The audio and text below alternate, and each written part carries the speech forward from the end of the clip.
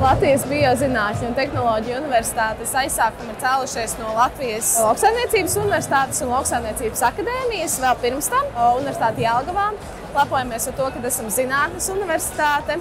Lepojamies arī ar daudzām studiju programmām, kas mums ir unikālas un spēcīgas nozarē, kas ir veterināra medicīna, meža zinātne, informācija tehnoloģijas, pārtikas tehnoloģijas, bet piedāvājam arī citas studiju programmas, kas darba tirgu ir ļoti novērtētas. Piedāvājam kopumā 50 studiju programmas, kas arī ir bez manis iepriekš minētajām ļoti pieprasītas darba tirgu. Tie studenti, kas izvēlās pie mums studēt, noteikti ir tie, kuriem rūp daba, dabas resursi, kā mēs dzīvojam, kā mēs dzīvosim vēl pēc vairākiem gadiem, lai tas viņu ieguldījums būtu ilgtspējīgs, lai viņu darbs tiktu novērtēts un mēs dzīvotu labāk, veselīgāk un ilgāk kā cilvēce un kā sabiedrība. Labdien, es esmu Vita Vaitkuna, studiju programmas ekonomika, 2. kursa studente. Jelgava ir studentu galvaspilsēta, viņa tāda vienmēr ir bijusi un būs, un šeit ir milzīgas iespējas ārpus studiju dzīvē.